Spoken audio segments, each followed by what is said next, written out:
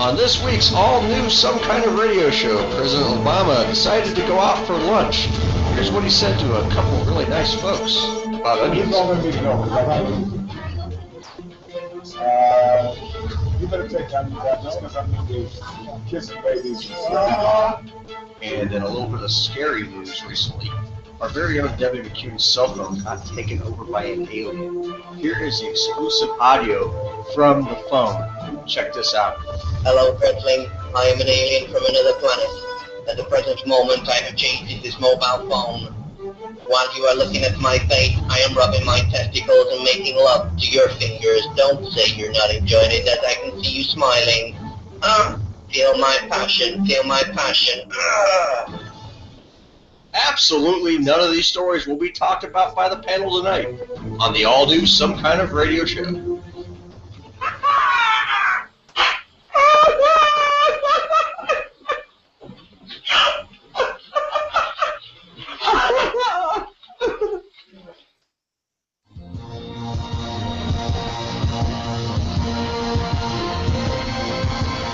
Some Kind of Radio Show Studios proudly presents the all-new Some Kind of Radio Show with our hosts, Earl, McCune, and the crazy crew, broadcasting live on YouTube via Google Hangouts on air.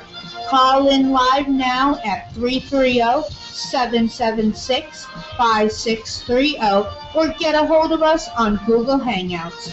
Now, here's our host, Earl McCune and the crazy crew.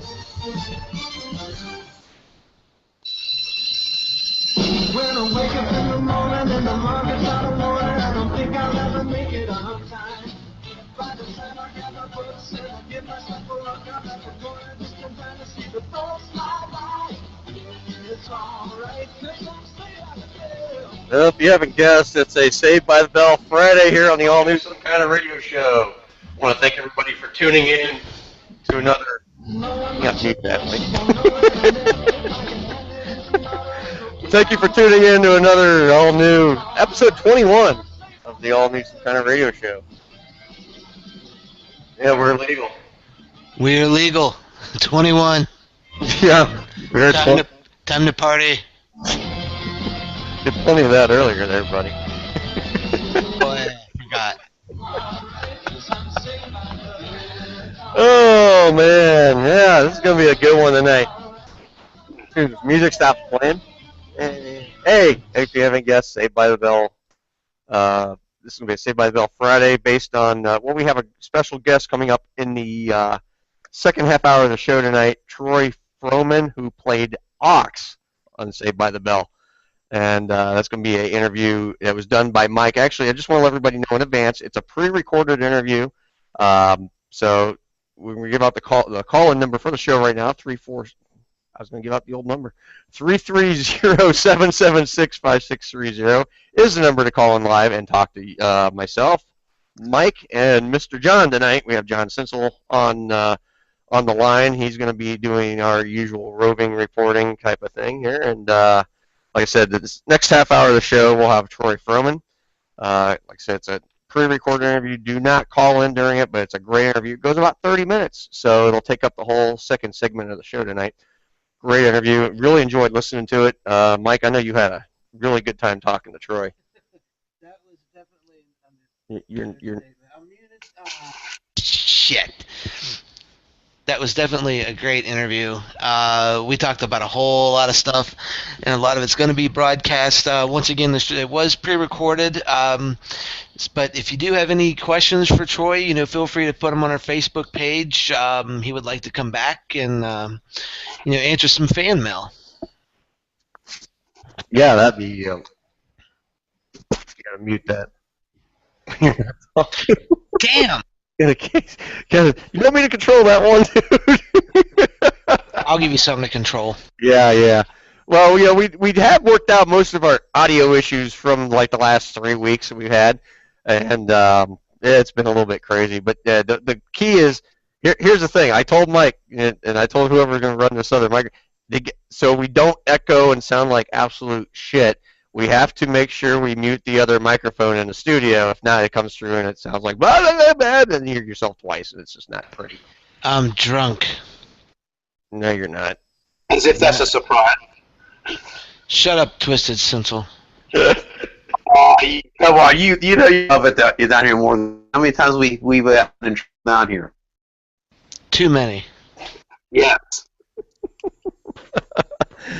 Okay, well, let's see. So that's the basic. Let's see. We got a lot going on tonight. We're gonna start off the show with headlines. You guys ready for headlines? Yeah.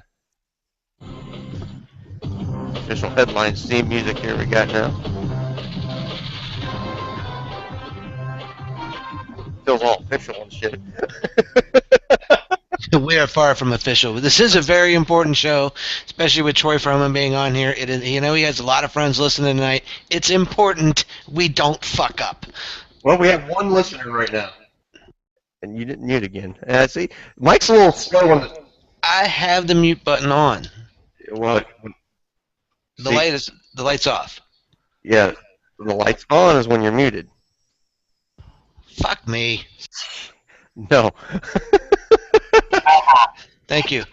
Okay. Well, let's start off with the first headline. I will read the first one. Are you guys ready for this one?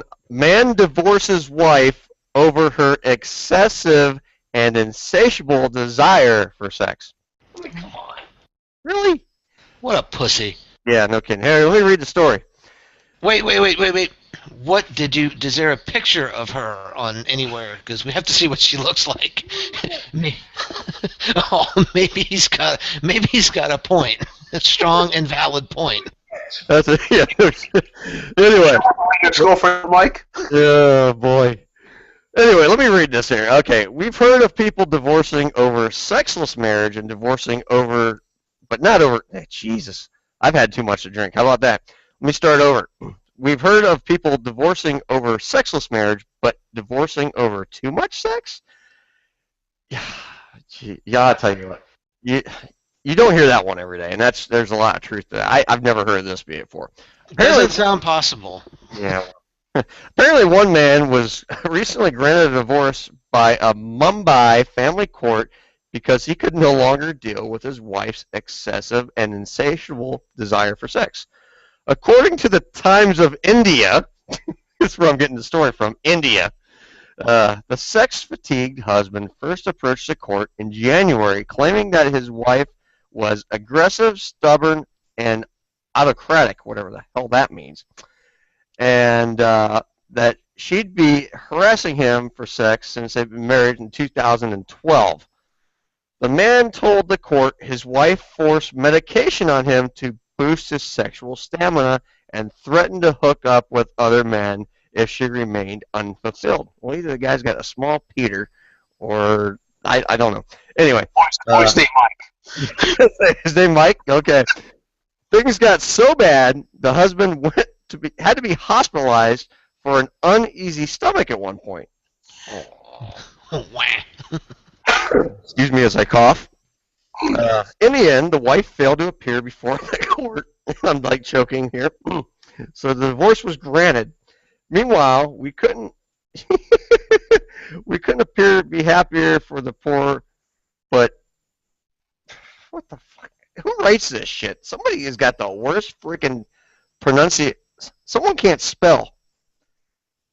Poor put upon, but they wrote put it on. God, I read it as I see it. It reads like shit. But anyway, they feel bad for the poor guy. Anyway, may go on to have a little or as much non-chore-like consensual sex as he like. Somehow this isn't the weirdest grounds for divorce we've ever heard. Yeah, well, bullshit. That's the weirdest one I've heard in a long time. But that's interesting. God, I mean, the only way I can think of is, That's a huge bitch.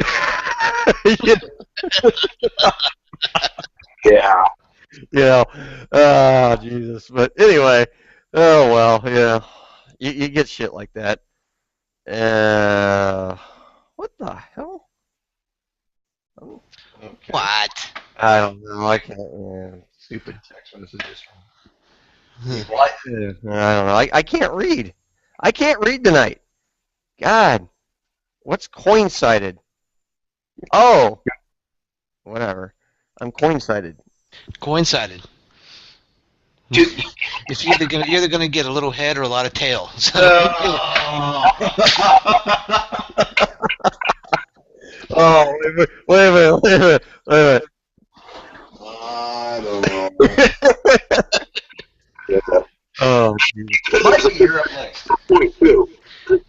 oh, this was pretty good. Talk about someone who's what's the word? Puts a new meaning to the word stalking. French guy gets sentenced to 10 months in prison for calling and texting his girlfriend. 21,807 times. I mean, come on. I use like 3,000 texts a month. Yes, I text a lot. I have no life, but I can't imagine 21,000 times over the course of 10 months. Now, the barrage amounted to more than 70 messages and calls a day. The unnamed defendant, a 33-year-old man from southern France, he began to harass the victim after she broke off the relationship in 2011. I guess he couldn't take no for an answer, or then he just wouldn't leave her alone. Now, after like the 15,847th message, you'd think he'd get the point, and get the hint. But no, he just kept going and going and going. When he hit the 20,000 mark, I would have just went, forget this, fuck you. But no, he kept going. Now he's in jail, and he's probably going through serious withdrawal because he's not texting his girlfriend, or so he thinks is his girlfriend, but obviously he's not. But she said, the moral of the story, women are crazy, and, they have no idea what they want. Now, that's why I would explain why I've been married for only a year and a half. Now I'm getting divorced. She had no idea what she wanted, and apparently she don't want me, so fuck her. Well, hold on. What the hell? oh, there we go. Can you hear me? Okay, good. God, this thing. There we go. I can hear myself now. Headphones, you gotta love them. Anyway, what I was getting at, I was going like, she's not my type, Mike, but anyway. I would certainly hope not. No. Anyway, moving right along to our very next story. I'll read this one. Wait, you want to do another one, or you want me to go? You know what? I could do another one. I've been wanting to read this all day since you brought it up to me. A gentleman by the name of John Lind, he admits to putting a special kick to a coworker's coffee. Minnesota man, to our Minnesota fans out there, allegedly admitted to, get this, he put a special kind of creamer in her coffee. I'll put it to you that way. Best part of waking up is jism in your cup. Yeah. He admitted to ejaculating into a female co-worker's coffee. He was charged via summons on Thursday with fifth-degree criminal sexual conduct and fifth-degree attempted criminal sexual conduct. Well, you could say the chick never. You can't say she don't swallow. Obviously, she does, especially with a huge cup of coffee. He admitted to entering the victim's office and depositing his semen into her coffee and onto her desk and other items. According to documents filed in Ramsey County District Court, New Brighton police were summoned to his name. What the hell? At the big name hardware store on August 26 to investigate a complaint by a female employee. The woman, who has not been identified because she's going to get 21,000 texts from a guy in France, she's suspected of leaving bodily fluids in her office. I mean, that's just kind of messed up. I mean, if I would give her flowers, not put semen in her coffee. Yeah. I thought that only happened in bars when you didn't tip them. Well, John, didn't you go to Minnesota last week? I mean, the guy's name is John. Is Lynn like an alias or something? No, I was in Minnesota. I was in Atlanta last weekend. Oh my God. I got your Folger swinging, bitch. Best part waking up. Drink my Sanka now. Taster's choice. Yeah. Some enjoy the taste and some don't. Good to the last drop, baby. Good to the last drop. Well, let's go on to a lighter side of the news. How much lighter can you get with that? Yeah. I don't think you could top it. Top it with a little semen in your coffee. Yeah. Oh, go ahead. Anyway, okay. Japanese farmer Mitsuo Shibata grows butt-shaped watermelon. Now, I'll tell you what, that's gifted. If you can grow a butt-shaped water... anyway, I wonder where he grew it out of his ass or what. Let me read the story. We'll find out. Japanese farmer Mitsuo Shibata has grown a watermelon that would make Sir Mix-a-Lot hungry with desire. The melon in question is actually two conjoined fruits that have amazingly grew together to mimic the curvaceous derriere and, another word for butt. And the guy says, quote, "In my 40-plus years of growing watermelons, this is the first time I've ever seen this shape." Shibata, 58, said, that's what his age is. He's been doing it since he's been 18. Well, God bless him. I've been doing it since I've been 13. Well, did I say that? Yeah, anyway. You keep forgetting Mike. Yeah, keep talking about growing butt-shaped watermelons or masturbating. Yeah. Or both. Both. Yeah.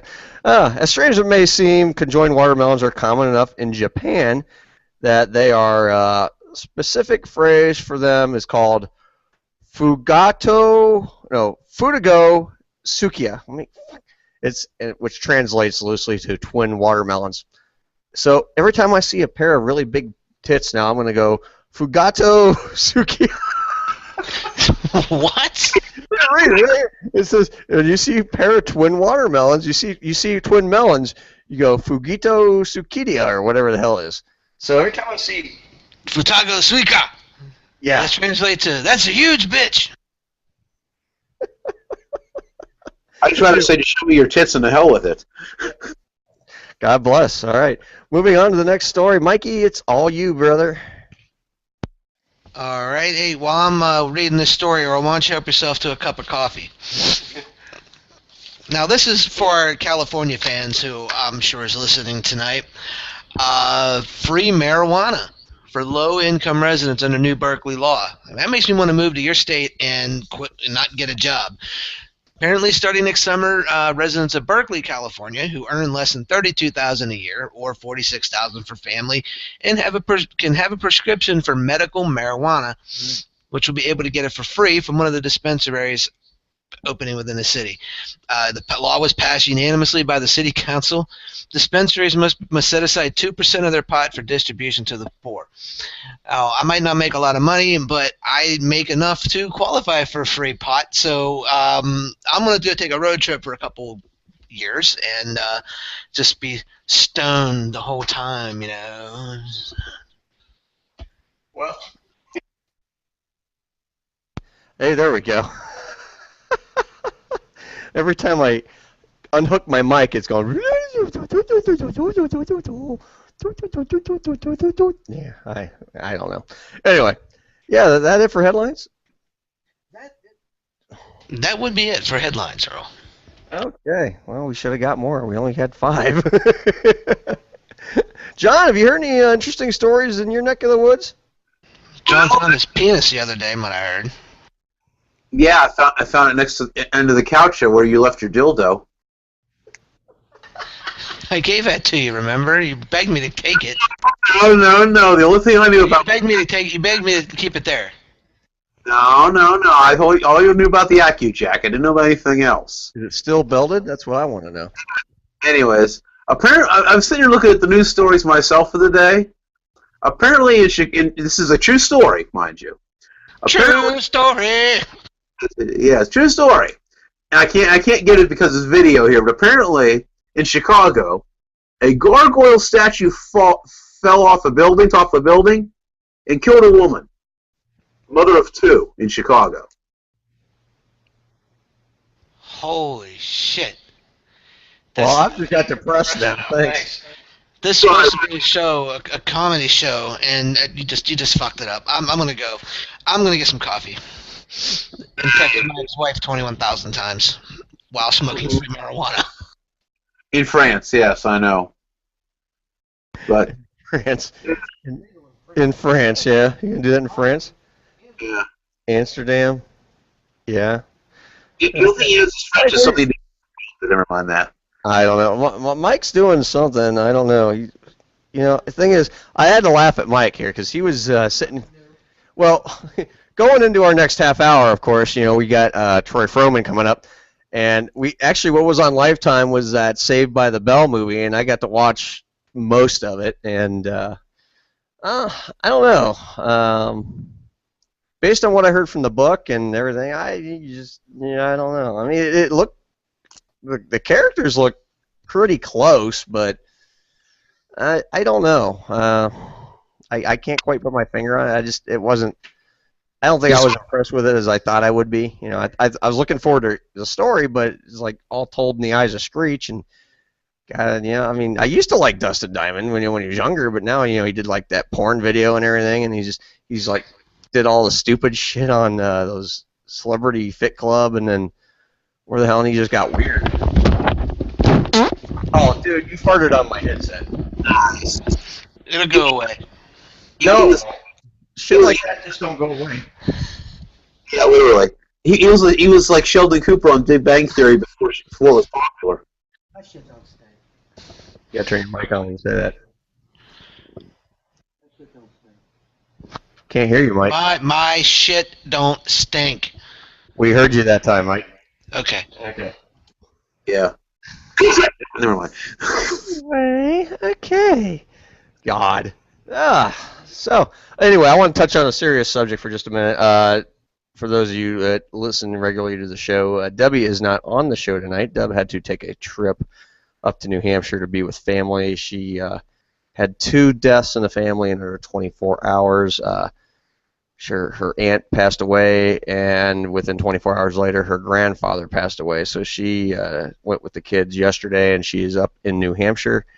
And she says she may be back Wednesday, maybe Thursday. She's not sure, but yeah, you know. So like I said, I got, I feel bad. I feel bad for her. I mean, she was pretty upset the couple days around the house here, and we had to kind of deal with that. But she's up there, and then I just got off the phone with her, and she's actually pretty freaking drunk right now, so which surprises the hell out of me because she's really lucky bitch. No shit.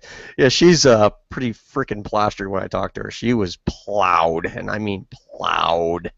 And she's like, "Hey, how you doing?" Okay. Well, she's gonna get the giggle soon, and God, I feel bad for them. They're gonna have to rent a tow motor, get her out of there. Sorry, did I say that? Oops. You realize she's listening right now. Yeah, Oh, wait, that's why you said it in the first place. Okay. Yeah, anyway. Oh, jeez. What? Hold on, I'm trying to do something here. Yeah, wait. I love her to death, but... That's a huge bitch! That is wrong in so many ways. And Debbie's listening right now going, "Fuck you, Earl, you douchebag." No, she's too drunk to probably be listening. Wait, she's going, "Fuck, douchebag." No. Anyway, I don't know. Oh, God. Well, we got some other things coming up on this show tonight. Like I said, we got Troy Fromin coming up here in about 6 minutes after break. We also we got a little bit of Hilljack Bob's top 10. Yeah, Hilljack Bob will be again. He's gonna do one every week. Uh, He does it for a Genesee cream ale, and he's happy. Well, we're out of Genesee cream ale. Thank God. There's one in the fridge. Oh, man, it's not cool. Yeah, we got Genesee cream ale. Well, I'm gonna keep him away from the good beer because I think the good beer would scare him because he has issues. Serious issues. Usually he phones it in, but I tell you wouldn't understand unless you walked the day in his shoes, but he doesn't have shoes, so it's kind of hard. Maybe in his socks, holy socks, but he's got 2 teeth. well, that's it. That's all he's got going for him. And they're gold. But he has a very interesting outlook on life. Yeah, very interesting outlook on life. I can't say he's a huge bitch because he's a little skinny, little crackhead-looking guy. Got long hair, and yeah. For those of you who have actually can look at the YouTube page, we actually have a picture of Hilljack Bob now, and he's on his toilet. He's got a phone to his ear, and he's got his shirt off and pants down to his ankles on a toilet in front of his trailer on his porch. So, how much more, Hilljack can you get than that guy? We're not in West Virginia. We're in Ohio, but there's some parts of Ohio you do see that. Yeah, you're absolutely right there, Mikey. Some parts, God damn, dude. Oh, you can't say goddamn on the air.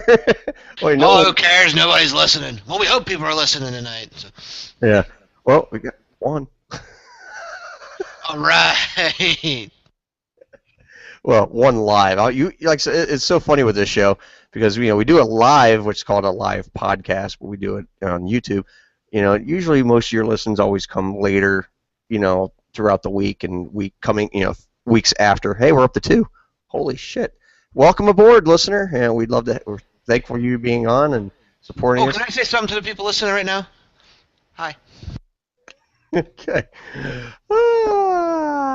Yes, we are getting crazy here tonight on the All New Some Kind of Radio show. But, hey, here's the thing. You can be a part of the show, and there's a couple ways to be a part of this show. You can write us on Facebook, facebook.com/SKO Radio Show. If you have Twitter, follow us on Twitter. Tweet us at SKO Radio Show. And also, I'm getting listens from my critics here. Yes, it does sound better now. Thank you. It does sound better now. Yeah, I switched microphones. Here's the thing. I got this new well, it's not really new. It's semi-new. But this old piece of crap microphone I have, handheld microphone, works so much better than the headset microphone. And I don't know. Anyway, it's funny. The old piece of shit works better than the new. But actually, Mike's got the brand new thing. But here's the messed up part. I'd love to use the headset Mike's using right now because it's got a mute button and everything. With mine, you have to unplug it because there's no mute button. But here's the thing. I hook it into the computer, and then I can't play any sound effects with Mike's headset. So see, we run the show on 2 computers, and I have basically which we call the engineering computer, which is all the basically the guts of the show. Mike's just on a broadcast computer, and you can use the other one on the broadcast computer, but you can't plug it in, and it won't let me play audio effects. See, we had a similar issue last week. I couldn't get nothing to work, so at least this week I got stuff to work, and yeah, I spent about 6 hours. You don't want me to use this headset? No, you're fine. I'm going to use the headset. You're fine. Well, that's what she said, but I want to use the headset. No, that's not what she said. That's what he said. Well, that's what they both said. Yeah, but... To each other. Then they left me alone to masturbate. All right. Well, we're coming up. Damn, dude. It's funny because I could hear everything because that's the thing. Like with this one, unlike yours, I can hear every little nuance. That's a good thing. I can hear better with this headset than that one, but the audio microphone quality is so much better with it. It's goofy. I don't know. Hey, we're coming on break here. We are entering. We're going to be back here right after break. And then we're going to go right into an interview with which Mike conducted with Troy Fromin. Fromin, I'm sorry. Ox from Saved by the Bell. But that's a taped, pre-recorded interview. Please do not try to call in during this interview. It is one of those, it's pre-recorded. You're not going to get through. So it's going to play, and it goes about a half hour. So enjoy the interview. We'll be back after the interview, and we got a lot more planned. Stay with us. We'll be back here live on the all-new Some Kind of Radio show. Stick with us. We'll be right back. Got more 747 than any other airline. If you want to go to Tokyo, we can save you 2 hours time. It's up to us to keep your trust. We can fly you any place, but our job won't be complete without a smile on your face. So you can plan on being happy. Your happiness is in our plans. Fly Pan Am. We wanna make you happy, fly Pan Am. We wanna make you happy, fly Pan Am.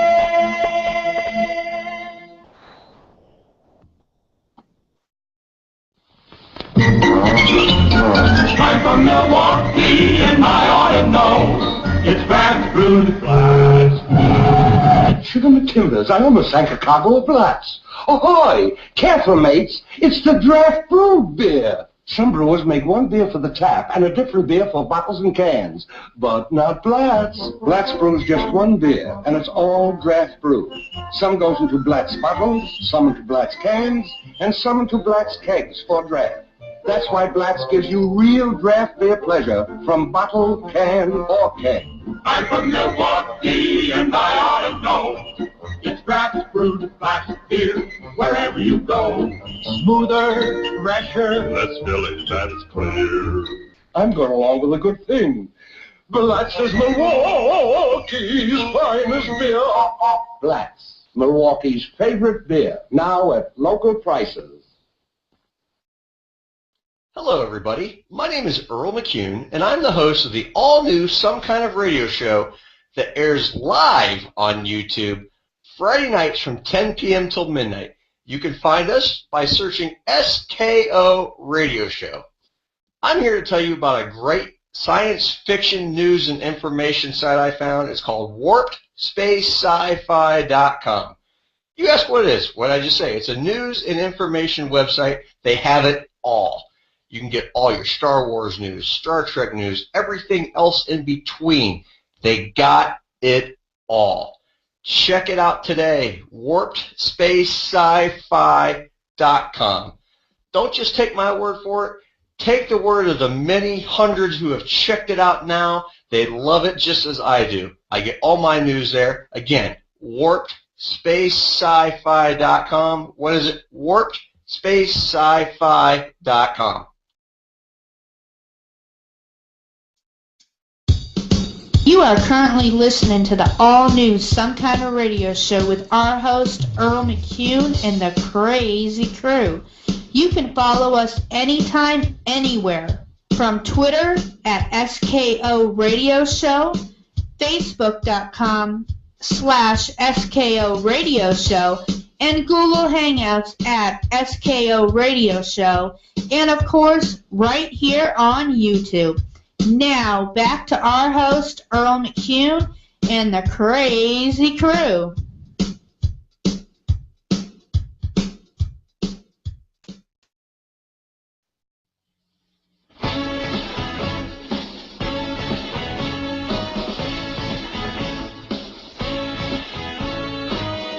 I'll never forget the day Slater showed up.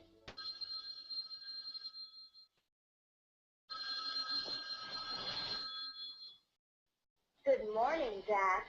This is Cindy, your wake-up caller. It's 7 o'clock, Tiger. Time to roar. It's the first day of school, and I can't wait to get there. Why?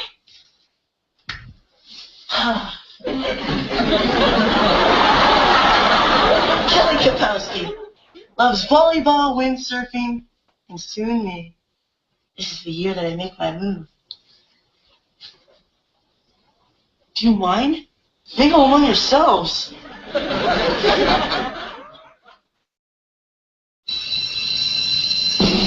wake up in the morning and the market's out of water, I don't think I'll ever make it on time. All right, we're back here on Some Kind of Radio Show. This is Mike Malone, one of the co-hosts here, and we've got a very special guest on the air with us tonight. He's been, he's a well-known actor. He's been in such TV shows such as The Wonder Years and Life Goes On and stuff like that. But he's well known for probably Saved by the Bell, which he played the part of. Just had a dual role in Saved by the Bell. He played Scud, which was like a bully type character, and then Slater's football buddy Ox. And it's my pleasure to introduce to you, ladies and gentlemen, welcome Troy Fromin. How you doing, Troy?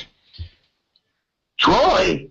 Who the heck is Troy? This Jose from Pacoima. My headset, she said, you call it the radio show, they call it 21 win Los Lobos tickets. Tell me I am caller 21 and I win the ticket. Tell me that. No, I'm afraid I can't tell you you're caller 21. What did you do with Troy? There's no such thing as a wrong radio show. You're Troy. So have you not the right station for the Los Lobos? No, Los Lobos died 20 years ago. Oh, where? Hey, Troy, hey. What's going on over there? You guys got the system, all that stuff over there. Yeah, it sounds like we got a little mix-up with the radio signal, but I'm glad we got you on the line here, Troy. Jose is hopefully gone, and gone for good, and hopefully he finds those Los Lobos tickets, although they're not touring anymore. So, I'm back. No, I'm not. Goodbye. What's up? Hey. Not too much. So we all know you as Ox from Saved by the Bell and Scud and all the other shows that you did. What are you doing up to these days? Up to these days? Well, I did take a 13-year break from acting to pay the bills. And I'll just leave in with this. I joined Facebook with no intention of ever acting again. You know, it was a pipe dream. And then all these people from the woodwork, from the world, would say, hey, it's Ox. Hey, why don't you act again? You should act again.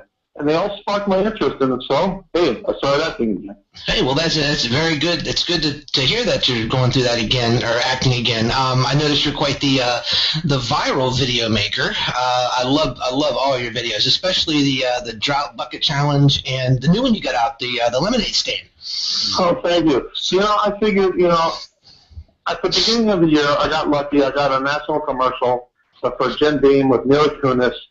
And even though I look like a glorified extra throwing the bucket of the barrel of whiskey in the street for 2 seconds, I mean, I got back into SAG. I got a manager and an agent, and I made some good cash for a couple months, and now it's over. But then through Facebook, I got some other people. I did a role for a little bunch of movie called Christ Rising, and I got another thing, a short subject. Coming up for something else that I'm going to do. And just to get some current footage on myself, so I'm doing these things for free. And to get a new reel on myself and try to get better parts, you know? Oh, yeah. Well, I mean, you know, actors are always constantly busy. And sometimes, you know, for a while, it's, you know, things do come, you know, they come in spurts. You know, you could get a lot of stuff all at once, and then you go a while without getting anything. But, you know, we're glad you're back on the radar because, to be honest with you, to me, I was that age when Saved by the Bell came out. I was a huge fan, and I always thought your characters were funny, especially the Ox character. You know, like I laughed every time I heard you go, bye. that was funny. Yeah, it's kind of like your... That's something that I made up on the spot, and they just wrote it into the next one. You know that? No, I did not know that. And I'm sure the listeners don't know. I truly invented that, and they liked it. Well, that's good. That's great. How did you get involved with that? Did you like go to a casting call, or just they had a specific role you audition for it, or? Well, at the time, I had a manager and agent, and I was really hot back then, doing one commercial or movie or a sitcom right after the other. It was a 2-year period, but I was like really hot. If you look at my credits, that's all the action that's what there, 91, 89, 90, 91. So my manager called me, want to audition for this Saved by the Bell at Scud. I went in there and I got it, and that's a No Hope episode, No Hope with Dope. And then they called me like a couple days later, we love you, but we want you to try as this other football player because we want you in the show, and we don't want that Scud character anymore. So I went in there, and then I got that, and then I was working week after week for 9 weeks straight. I did 9 episodes, basically. Mm-hmm.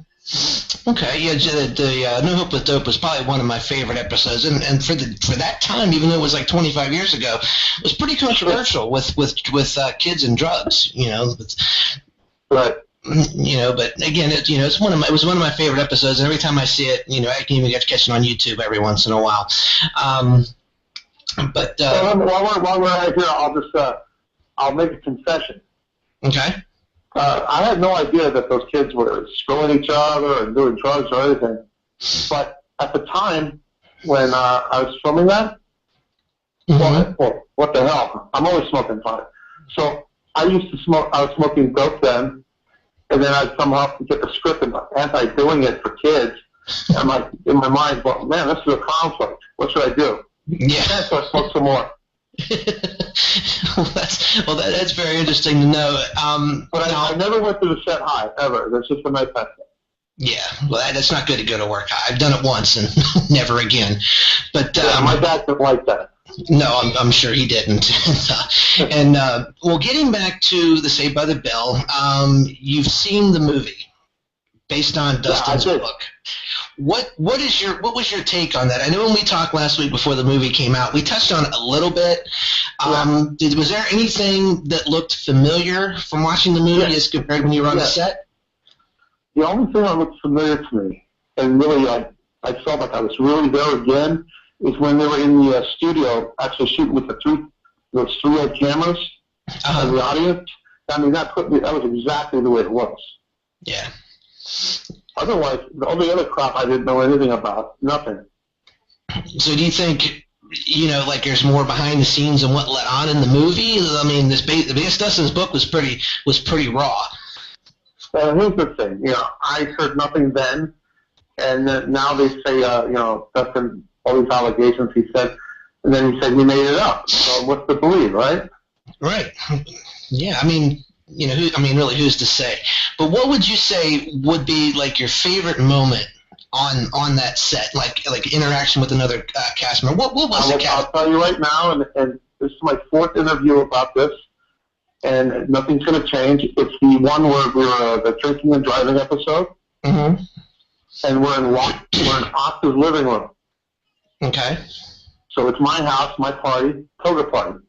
Right. And I pick up the lamp and I say, "Hey everybody, let's trash this place." And Mario comes running up. "No, Ox, it's your house." Oh yeah, never mind. That was my favorite pinpoint moment ever.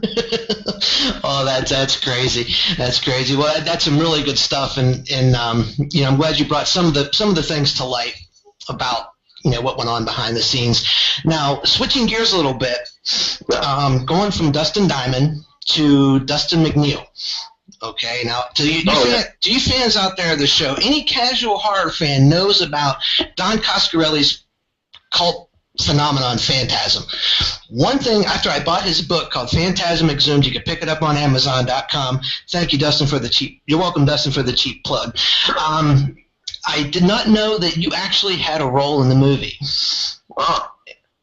And how did you get involved with Coscarelli in the franchise? I mean, again, was it like an audition, or did you happen to know them? Because I know how Don Coscarelli had the role specifically designed for people. Here's the story. You just stop talking. Here's the story. Okay. I was working on. One day I was reading the Hollywood Reporter because I was just starting acting and everything. I'm looking for anything to give me leads to any casting auditions, anything that would help me, right? And I saw, in production, still in development, Phantasm 2. Well, Phantasm is my favorite horror movie of all, ever since I was 14. I just worship that movie.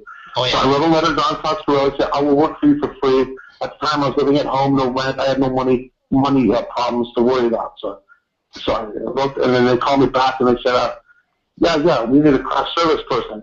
I'm like, "What the hell is craft service?" "Oh, you make coffee and the snacks." And I said, yeah, I'll do it for free.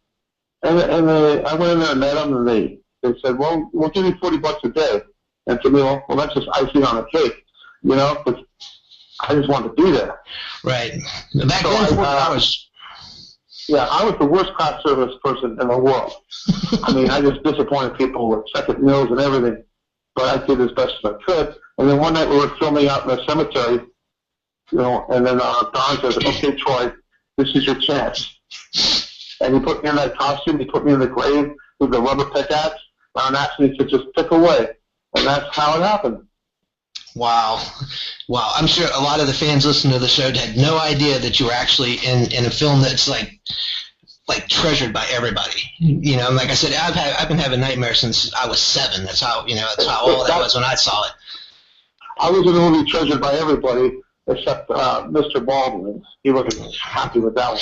No, that's I'm sure that's his least favorite movie, and for obvious reasons. I mean, he did audition for it and didn't get hired, which It was horrible. I mean, James LeGros did a good job in the movie. I wouldn't say it was one of my favorite sequels, but after reading the book, I loved what you said to him about your dismay about him being recast, about him being cast as Mike, about the scene in the first film where he was walking down the street and ran into the tall man. He was sucking on a lollipop. Right. And you had brought that up to him. And you know, when I originally saw the second one, I thought it was like for some reason I thought it was a toothpick going into his mouth. And then I looked at it closer. It's a red lollipop. I said, I'll be damned. He actually, did that as a courtesy, like a professional courtesy to Michael Baldwin. And he came up to me after. No, go ahead. Good. He came up to me after I talked to him that day about how I was not approving of him being there and they're trying to sway. Mm-hmm. And he said, Troy, I reviewed Phantasm and the lollipop thing. I'm going to do that to try to, link me and him together. So the lollipop in the second one was all because of what I said to him. Again, that really just shows what kind of guy James was. I mean, he had a lot of respect for the first film, and maybe felt a little bad that he was cast over Michael Baldwin, but who's to say? But let's see, where was I going next? He wants nothing to. He has no ambition to talk about the second one these days. He didn't talk about it for the book, I think. No, I don't remember reading anything about it in the book. Now, no, he wants nothing to do with it. Anyway. Well, that's kind of strange. I mean, something like that again. People that love one film love them all, and they want as much interaction with the actors, so much. But what do you think of the fifth one coming out? I believe it's I'm hearing October. I'm hearing next year. What do you think is gonna? October is the last I've heard, and I hope it's true. But I'm thrilled. In my mind, in all my comments, everything I've ever said on Facebook was like, Phantasm 5, he's never going to do it. Then all of a sudden it pops out of the woodwork, and I feel like an ass. Yeah, I mean, it's been done for like 2 years apparently, and it's like I can remember being 14 years old, sitting in a movie theater. We went to go see Who Framed Roger Rabbit, and the trailers came up to be before the main feature, and I saw Phantasm, Delusion of a Disordered Mind. My mom and my sister were with me; they were laughing their asses off. Another Phantasm movie. Way to go. I was like obsessed. And then I saw the sphere around the corner. I'm like, oh my God, holy shit. My mom yelled at me for cussing at 14. And I'm like, I had to see it. I saw it twice. It just came out on video. I got it. And, I just been in love with it since I was 7. And what do you think of the fourth one? The fourth one, what I really loved about the fourth one is the way Mr. Coscarelli put lost footage from the first one in, how he integrated that somehow. Right. I mean, I could not, because I knew originally I heard that it was actually 3 hours worth of footage trimmed down to an hour and a half. Right. A lot of storylines, a lot of side plots, and, were all cut out to make it what it is today. But seeing a lot of that old footage, I mean, I was like, wow. It was almost like, to me, it was almost like he filmed that for a reason other than to put it in the first one. Like he's going to have some other kind of use for it. And to me, that's just cinematic genius, in my opinion. Yeah, but did the fourth one satisfy you at the end? I mean, did you feel like, I felt like that.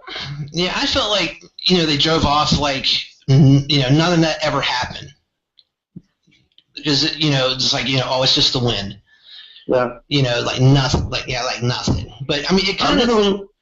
I'm going to rewatch it before the fifth one, but I tried twice, and I still haven't liked it yet. Really? Yeah, like I said, the only thing I like is the lost footage, and I'm sure the fans listening out there now, they appreciated all that lost footage too. I actually have all 4 films on Laserdisc. That's just how retro I am. Wow. Yeah, and actually, Oblivion was sealed when I bought it. Paid $50 for it, but it was sealed. But I opened it up and watched it. But that's that. I love hearing those fantastic. I could talk to you all night about that, Troy. But let's touch on what are you up to these days? What is Troy Fromin doing other than viral videos and back to movies and everything? He's back on the radar. Well, at the moment, I'm still working at my father's deli, Fromin's Deli in Santa Monica, and auditioning. But I'm telling you that I'm having no luck since December with Jim Dean. You know, there's one people tricked me into doing a hand modeling commercial. I thought I was going to be the star. And they go, why don't you go put makeup on me? And no. Just sit down. We're going to use your hand to pull Kleenex out of a box. And I'm all, dang. You know, well, so they did, you know, $150 for an hour. But that was the last thing I did. Yeah.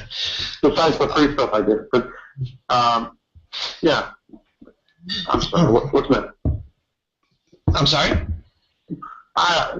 Next question. I'm drifting off. Oh, okay. So how are things? By the way, I'm very stoned right now. You're very stoned? Yeah. Well, I wish I was. I have nothing in this house at all. Is it legal over there? No, not legal in Ohio. Oh, well, we got these medical cards. You just go in like a Walmart and come out with a happy bag. Oh, I'm moving to California. What did you say, Santa Monica again? What? Santa Monica again, you say? Yeah. That is great. That is great. So what brought you the idea of doing these viral videos, especially like how'd you get the idea for like Lemonade Stand? Because I thought that was probably your best one yet. Oh, okay. Thank you for mentioning that. What brought me to doing this is I was auditioning ever since December, and nothing was happening. So you know what? F this. Oh, you said I'm allowed to cuss, right? You're allowed to cuss. Oh, well, I said, fiddlesticks this. And I said, I'm going to make my own videos. So the first one, maybe it was the Phantasm. Did you see the Phantasm book one?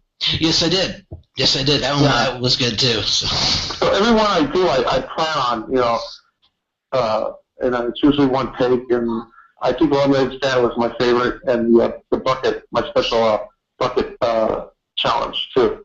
Yeah, I like the bucket challenge. I know you guys got a drought out there, so I understand all the little buckets. I got nominated twice, and I haven't done it yet. So. Because I was watching everybody on TV, like throwing all this water away and ice water away. And then I'm like, you know what? I'm going to do something just to make fun of them, and that's what I did. Yeah, well, that's again. I love that one too. I mean, you always seem to find a way to crack people up, yeah, especially getting back to the Lemonade Stand. That's your newest one. That's if anyone hasn't seen it, Troy Fromin has his own YouTube channel. You're welcome. Even on his Facebook page, videos like crazy. Like even the movies and TV shows he's done, everything like that is on his page, and. Yeah, check it out, and you will not be disappointed. So, is there anything that you would like to talk about, Troy? And I've been babbling for the last 20 minutes. Is there anything? The table's yours. Well, I would like to invite everybody to please subscribe to my YouTube channel. I have a lot of more fun videos coming up, and I'd like everybody to check them out. And please share them. I really would like to go viral and just, I'll be pompous for a second.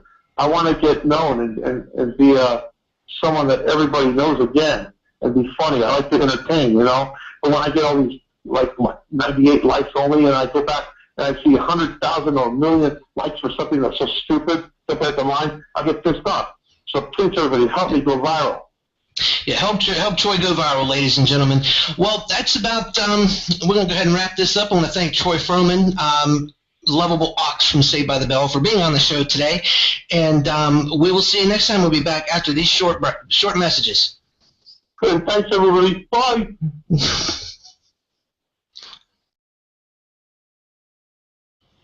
Okay.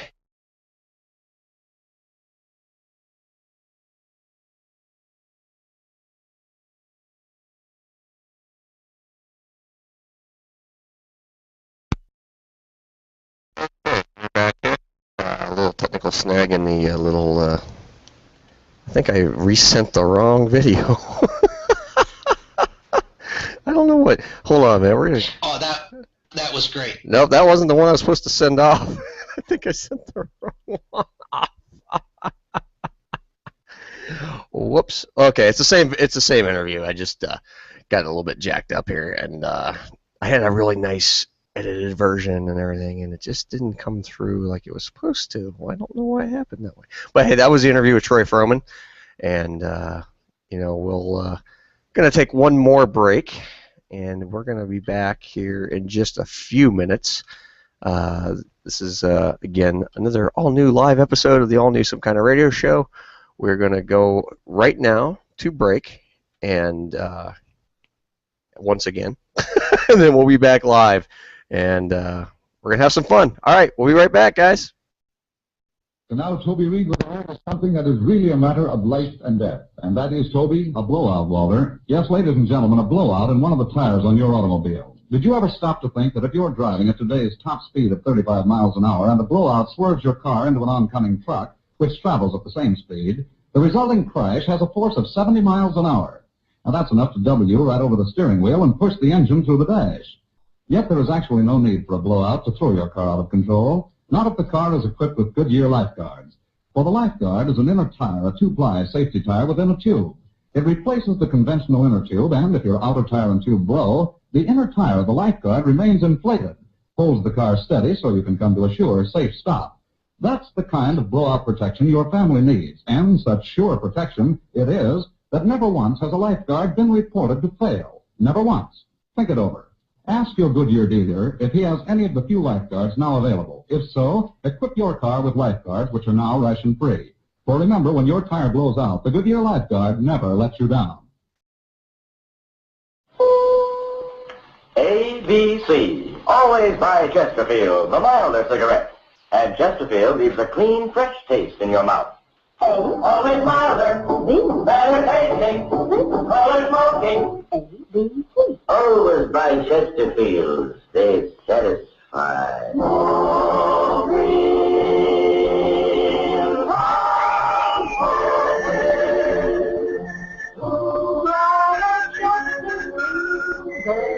Chesterfield presents Arthur Godfrey Time.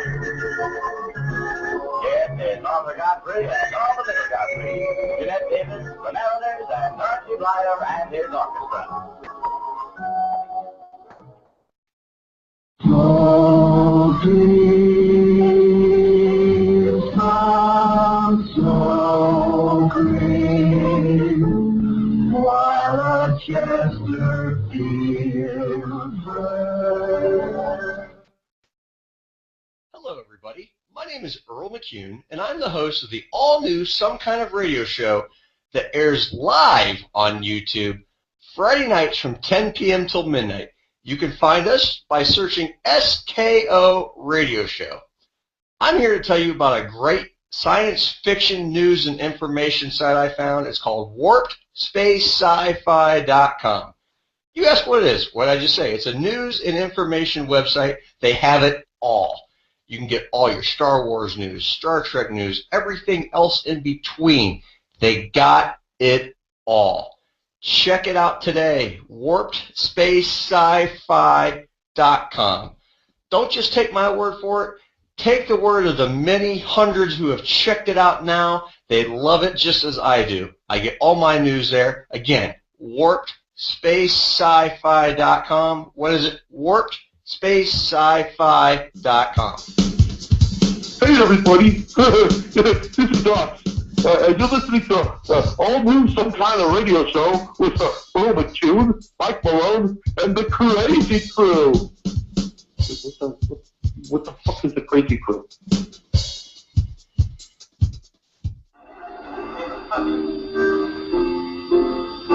Oh, I miss you so, 'cause I'm no fool at Marswood Elementary School. Why a song about your elementary school? Because I went there 14 years. All right, we are back on the all-new Some Kind of Radio Show. We are here for our second hour. The last half hour, we had the interview with Troy Fromin. Apologize for the little abrupt ending to the interview. I don't know, something went wrong with the computer. I had this whole little ending, and it was supposed to go into an intro and then play by itself, and it just stopped. I'm like, what the heck? But anyway, so I had to manually do it. No big deal. All right, well, Mikey is actually, he is going to bed. He has to go to his regular job here in just a little while, about 6 in the morning. So, and right now I'm trying to get John back on the line. John, are you there? Yeah, I'm here, buddy. Hey, John. Hey, buddy. Hey, so what did you think of that interview? I thought Mikey did a pretty good job with Mr. Fromin there. Yes, he did. Actually, it'd be interesting if we can get him back and have us all do an interview with him. Oh yeah, that'd be great. You know, we were talking. You know, it'd be nice. Maybe we can get him on here live one of these nights and have him just go crazy with us. You know, I think it'd be a lot of fun. Oh yeah, have some fun with him. That's for sure. Absolutely. I mean, I've chatted a little bit with him on Facebook, and just for those that are listening right now and are interested in knowing this, the interview with Troy will also be its own YouTube video sometime tomorrow. I'm going to upload just the interview and up there, and it's going to be on YouTube. That way you can, if you want to just listen to the interview, not the whole show, hey, you know what? Great. You know, we'll have the interview. And also, I'm going to send it to Troy, and I think he's going to put it on his page as well. So, hey, check out Troy's YouTube page. He's got a lot of funny videos. The one he was talking about, the lemonade stand, that one is, wow, that's funny. I mean, you have to see it. It's pretty good. So, a very entertaining video. And, but, you know, hey, we are here, and we're just going to go ahead and just continue on with the night. Like I said, Mike is kind of, he bailed out of the studio. He had to get to bed, and I understand that. You guys got to be up at 6. So do I. I got to take him to work in the morning, so. Anyway, all right. Let's see. I lost my whole show docket. Go figure. There it is. There it is. There it is. There it is. John, so are you at the Tilted Kilt right now? Yes, I am at the lovely Tilted Kilt Pub and Eat here in wild and wonderful Morgantown, West Virginia. All right. Well, what's going on at the Tilted Kilt tonight, John? Well, it's funny because actually I'm sitting here staring at the lovely Raven and the lovely Shannon here. It's our bartending tonight. Mm-hmm. And there's a few people. It was a big group here over at the captain's table here, about 50 feet from me, and they just had a bunch of Irish car bombs. Oh, well, yeah, there you go. Good times had by all. Yeah, and then there was a guy outside as I was listening to Troy's interview outside. This guy wants me to give him a ride to Camp Dawson, and my buddy's here working. That's what I'm waiting for. Is my friend here works here as a busser, so I was going to take him, be a nice guy, take him home, you know. Right. And this guy's outside. He's just talking to me and says, "Hell, I'll put gas in your car and all this stuff." I'm sitting going, "Yeah, it's 45 minutes from here to Kingwood, and then another 45 minutes back." I'm like, "Yeah, right, okay." Jeez. Well, hey, yeah, okay. Anyway, let me get to what I was going to say real quick. Hey, at this time is a good time to call into the radio show if you'd like to join in and talk to us about what you've heard so far tonight, or just bring up a subject. Good time to call 330. Shit. There we go. Yeah, I forgot the number. 330-776-5630 is the number you can call. That is a Skype line. You can call from any number. It doesn't really matter. You can call from your house phone. You can call from your cell phone. You can also just Skype us. It doesn't matter. 330-776-5630 is the number. You can also find us on Facebook, S.K.O. Radio Show. Also on Twitter, at S.K.O. Radio Show. Also on Google Hangouts, S.K.O. Radio Show. And John, that's a very nice picture you got going there, John. What's going on? It's not being broadcast, but I can see it. John, you muted your mic again. There you are. I thought you would like that. Yeah, that was a very nice picture. It's better than your bathroom exploits in the past, you know. Well, yes, yeah, we don't scare everybody. You know how that goes. Yeah. Oh, gee. Oh, hold on a minute. Okay. I was just passing along a text. I had a text Kevin, who's supposed to be joining us here in just a couple minutes. I told him to. He says he can't join us on this Google Hangout tonight, but he's going to try to just call in on the Skype line. I says, "Hey, call us. You know, get in here." What did you say? Come on, man. Yeah. Anyway, yeah, Mike did a really good job with the interview. I was quite impressed with his interviewing skills. Well, you know, I mean, oh wait, I gotta answer this. This is probably Kevin here. See if we can answer. Hold on, Kevin, are you there, buddy? Yeah, can you hear me? I can hear you loud and clear. How's it going, buddy? Good. Watching my brother do some burnouts in the four-wheeler right now. Nice. You took slack, huh? Anyway. So what's new in the land of Kevin other than four-wheelers? Oh, not a lot. Did some rides today, a little bit before work. That's about it. Yeah. John, I'm getting a lot of background noise in your there you go. John's at he's down in Morgantown. You're in Morgantown, John? Where are you at right now? Yes, I am in Morgantown, yes. Okay. Yeah, John's down at he's down at the Tilted Kilt down in Morgantown, West Virginia, partaking in some beverages and looking at the fine scenery down there. So and some soft debauchery as well. Hold on here. What is that? So what else is going on, Kevin? What's going on? That was my brother on his bike.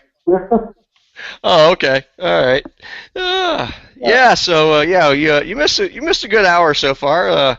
So we had some great headlines. Matter of fact, I'll kind of touch base on my favorite one here. This guy we were talking about headlines at the beginning of the show. This guy. Oh, let's see. Huh? Oh, I can't answer a text right now. Anyway, this guy, his name's John Lind, admits to putting semen in coworkers' coffee cups. So I came up with a great jingle. There's nothing like waking up to semen in your cup. Yeah, I'm sure he'll get what's coming to him. Oh, I'm sure he will. Free protein shake. We had that story, and let's see, just to kind of touch up on that one. Let me go to the other one. Some French guy gets sentenced to 10 months in prison for calling and texting his ex-girlfriend 21,807 times. That's a lot of texting. I mean, I don't know that I've ever spent 21,800 texts. Yeah, that's a few. And then this one's great for the. Now I'm surprised Nancy Grace hasn't gone absolutely apeshit on this one. Free marijuana for low-income residents under new Berkeley law out in California. So I mean, yeah.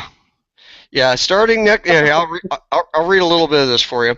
Starting next summer, Berkeley residents who earn less than $32,000 a year or $46,000 per family and have a prescription for medical marijuana will be able to get it for free from one of the dispensaries operating within the city. I make less than $32,000, man. I'll tell you what, shit, I think we all just move out there. Christ, I mean, I don't smoke it, but I'd be for free. I'd be willing to try. I think something just came up, Earl. I'm gonna have to move to California real quick. I'll let you know when I get there. Yeah. Let me know how that works out. Yeah, it's just make sure you go to Berkeley, and then you'll be good to go. And but anyway, under the law passed unanimously by the city council, dispensaries must set aside 2% of their pot distribution for the poor. I mean, wow! Talk about really opening up the gates there. I mean, that could be. Yeah, no kidding. Anyway, oh gee, not everyone's on board with the plan. Gee, I wonder. Funny. Anyway, we had that story. And also, let me go over to my other table where I had other stories I was reading. Let's see, we also have a man divorces wife over excessive and insatiable desire for sex. Well, I mean, she either was really, really, really ugly, or, I mean. So what you're saying is a man divorced his wife because she wanted too much sex? Yeah, she wanted too much sex. I mean, the only thing I'm thinking is this, That's a huge bitch! That's a huge bitch, I don't know if you heard that or not come through, Kevin. But it actually came through.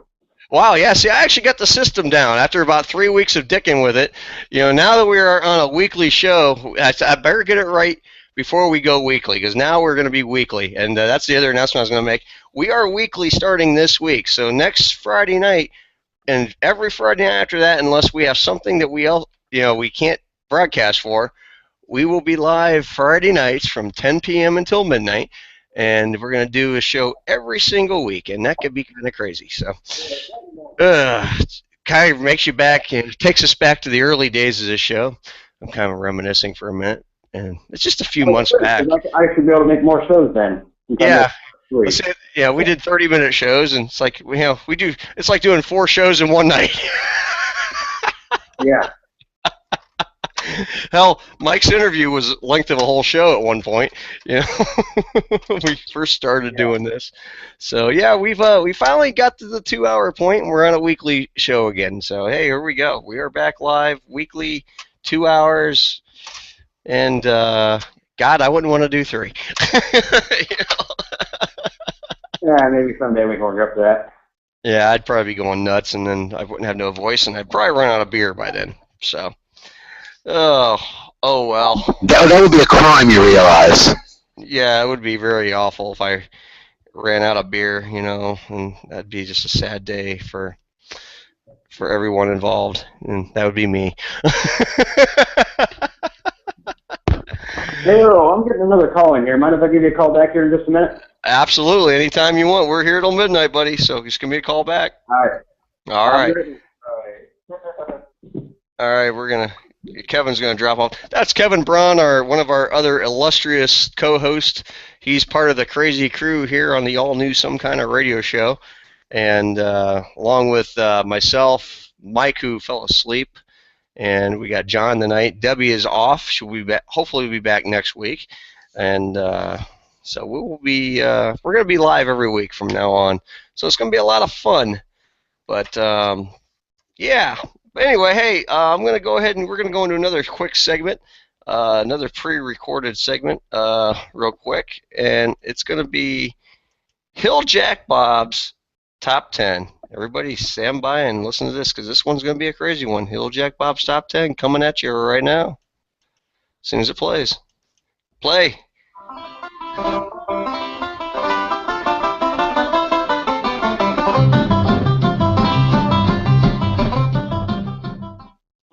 Well, hello out there, everybody.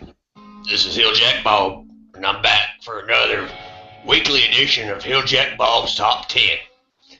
Well, today, I reckon this is going to be a good one. This is going to be the top 10 do's and don'ts to sex. That's right. Hill Jack Bob's top 10 do's and don'ts to sex. Well, a little bit mixed up. And so, kind of follow along. It's going to be quite entertaining. Let me take a sip of my whiskey here. Oh, good stuff. Anyway, here we go. Number 10. It doesn't count as foreplay if you spank your own monkey. Yeah, gotta spank your own monkey sometimes. It's just the way it goes. Well, that's number 10. Number 9. If your wife asks you to buy her a douche kit, just go outside, get the hose, hook the spray nozzle up to it, and right to the outhouse. I've had to do that. My fourth wife, Frida, she did that a couple times. Another long story, another time for another show. Anyway, number 8. When you have had one too many drinks, never walk into a dark room and climb into bed naked, because you just might get more than you bargained for. Well, I can tell you from experience that, again, another story for another time, another show. This isn't looking too good for Hill Jack Bob here. Anyway, moving on.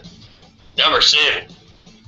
The other night, I crashed at my mom's house and misplaced my phone, and I heard a sound coming from the nightstand. I reached in and grabbed the thing that was making the sound, and I said, "Hello?" And without realizing, I answered my sister's deal. Well, true story, and Josie's dildo, well, at least it didn't talk back, so. Anyway, number 6. Always put your underwear up so your dog can't reach it. Otherwise, the world will see your skid marks from last week's lap dance. Well, I could tell you another story about that. Something happened with the skid mark and a dog, but, well, another story again for another time. These are pretty good. This is Hilljack Bob here, doing my top 10. We're about halfway through it here. Alright, moving on. Number 5. If you want to make your wife long for something bigger, just put a roll of quarters in your pants, hang it to the left, and I guarantee that you'll be getting something. Yes, that is true. I have done that many, many, many times, but never quite have a roll of quarters, so I've had to use a roll of nickels. And that works just fine, too. Nickels does fine, especially in my case. So, just don't use the pennies, and that really won't work unless you got that. Well, there's a guy on this show, Mike Malone. It would work fairly well. Half a roll of pennies would be good for him. And we're going to leave that alone, too. I reckon this is good. So, alright, on to number 4. When you want some new action, buy a rubber sheep and let it rip. In the shower, okay? In the shower. Who would know, on the other hand, that you had a sheep other than you? Then you can call yourself a playboy. Well, I never used a rubber sheep. Used a real one once, but I was like 12. But again, another story for another show. They're going to be asking me a lot of questions after this, I reckon. Number 3. When your wife starts to rub up on you and you're too tired, just tell her to use her hand. After all, it's what she would tell you to do. Well, she does. She's told me. I'm on my 5th wife, and yeah, she's told me that many, many times. And actually, I've heard that from all 5 of my wives so far.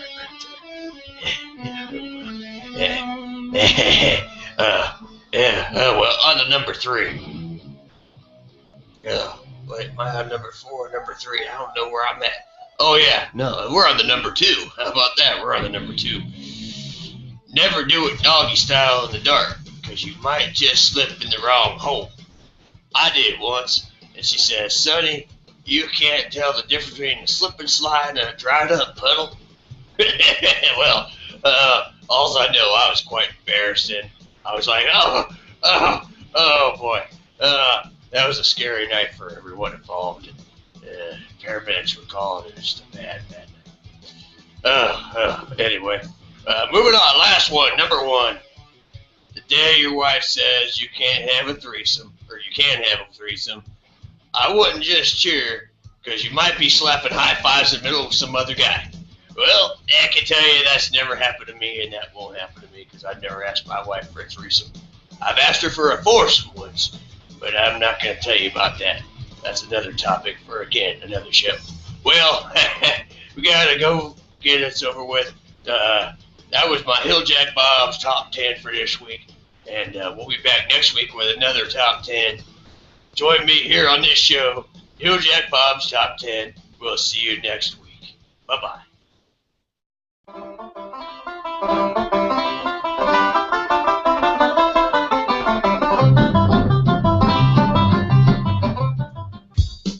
You are currently listening to the all-new Some Kind of Radio Show with our host, Earl McCune, and the Crazy Crew. You can follow us anytime, anywhere, from Twitter at S.K.O.R Radio Show, Facebook.com/S.K.O. Radio Show, and Google Hangouts at S.K.O. Radio Show, and of course, right here on YouTube. Now, back to our host, Earl McCune, and the Crazy Crew.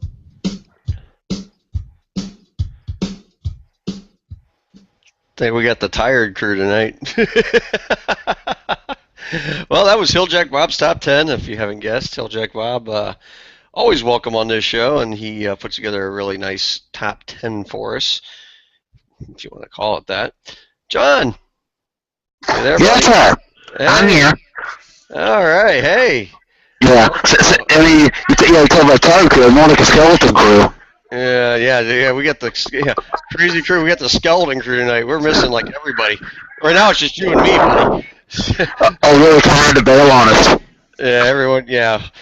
Kevin said he'd call back, so I mean we'll probably get. Oh, okay. If not, you and I are doing match game alone. Well, no, actually, we can maybe hey, if you can round up. Let's see who you can. Is Harold in the area? Maybe we can round. Wait a minute, hang on. Wait a minute, there's someone looking for I think. Well, we'll play it after the break, but yeah, we'll play after the break. I'm sure Hilljack will be in any time. Hilljack likes to come in and get his customary Genesee cream ale for doing the top 10, so he'll be popping in any time, I'm sure, to get that. But yeah, we're gonna be last half hour. We're gonna play a little match game, just for fun, kind of a shits and giggles type of thing, just have a good time, and oh man. So what any other festivities going on there tonight? Well, it is the Friday night before the first home game here in Morgantown. West Virginia is hosting the Towson Tigers, who was the Football Championship Series FCS runner-up last year. In Towson, if for those of you who don't know, is a northern suburb of Baltimore. So they're coming in here tomorrow night. Game's on at 7:30. Might be on your local Root Sports affiliate or other local sports network, such as Sports Ohio or something like that. Right. Okay. And yeah, there's still some tickets to the game left over. So if there's anybody listening in the Morgantown area or wants to come to the West Virginia game tomorrow, just show up at the stadium. I'm sure they'd welcome you. I'm sure they would. Hey, if you got money in your pocket, they would definitely welcome you anytime. Yes, the university loves to do two things: not teach you and take your money. Yeah, right. Gotcha. Oh my God. But yeah, the crowd kind of thinned down in here a little bit, so I think everybody's heading downtown. I think too for what I refer to as hashtag soften the debauchery at 101. Yeah. Hey, anyway, I don't know if you heard. Did you hear about? Did you hear that one top 10 thing with about roll of quarters? They said, he said in Malone's case, about a half a roll of pennies would suffice. Yeah, I saw that. I always fell over when I heard it. Yeah. Well, I believe that. I mean, and that then again, like I said, if anyone gets a chance, look up Mike Malone on Facebook. He has a great video of his back boob on his back. That's whatever that thing is. His third nipple. Yeah, it's his third nipple on his back. And my God, this thing. And the way they play with it in the video, I just like, oh. But if you guys like a good gross out video, yeah, seriously, go to Mike's Facebook page. And, well, no, if I wanted to get gross out video, I could watch that and then he could turn around. Yeah, I don't know. It's kind of a close call. No, 2 inches versus an inch and a half. Well, that's the thing. The back boob is a lot bigger than the front end. So. I don't know. I'd have to ask some of his ex-girlfriends or some of them up there. Never mind. Yeah. Anyway, yeah. We look too many of them. That's our problem. Yeah. Yeah, he says the other day, he says to me, he says, I was actually feeling pretty good throwing the bowling ball. Yeah. I says, well, I mean, you actually got it down the lane. You actually hit the pins. That's a miracle in itself. Yeah, well, trust me. Whenever Malone strikes, I think he looks at amazement at the pins too. Yeah, well, it's kind of funny. I was with Malone at a bowling tournament last Saturday, and it's funny. I haven't bowled a tournament in probably over a year and a half, and I've had some knee issues and back issues, as you well know. But yeah, I'm there, standing there watching. I'm drinking a beer, and about 3 guys walk to me. Hey, how you bowling? I said, well, I'm even right now. No shit, this is a tough pattern. I'm like, yeah, well, I'm not bowling. I was doing just fine. I mean, I wasn't losing anything. I wasn't winning anything, but I was definitely partaking in the beverages that night. I had 3 very tall Blue Moons, and they were very tasty. And then I partaked. I went down to another local establishment, literally within walking distance, called, and you're going to get a free plug here, Johnny J's Sports Pub and Grill. And man, I'll tell you what, the food there is amazing. I had a couple. They have a thing called a Reuben egg roll, and man, you talk about good eats.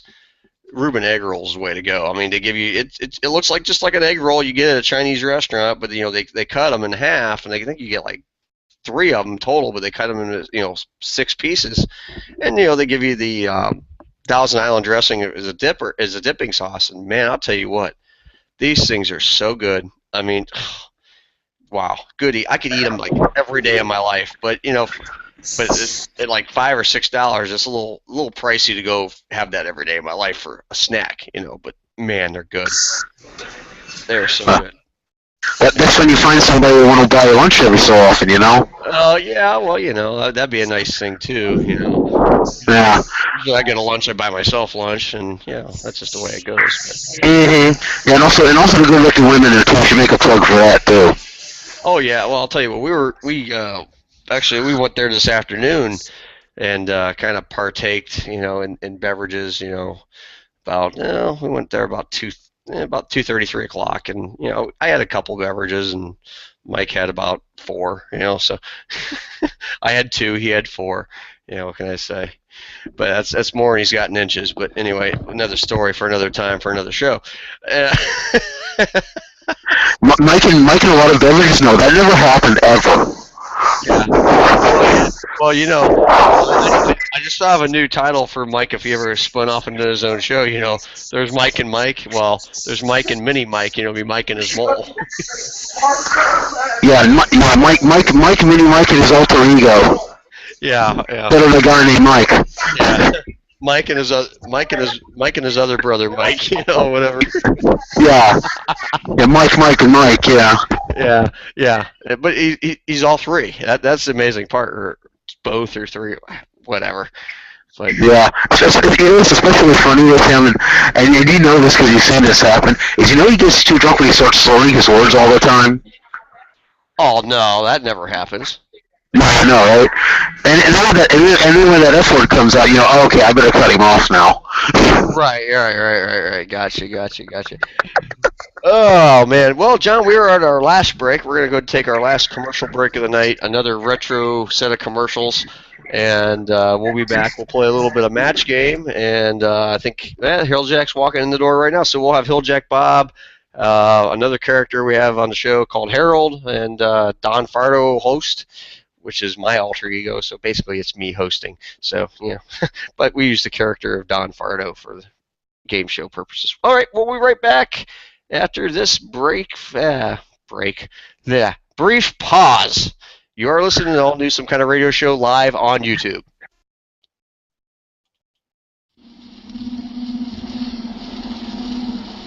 Somebody just came in with a big smile on his face.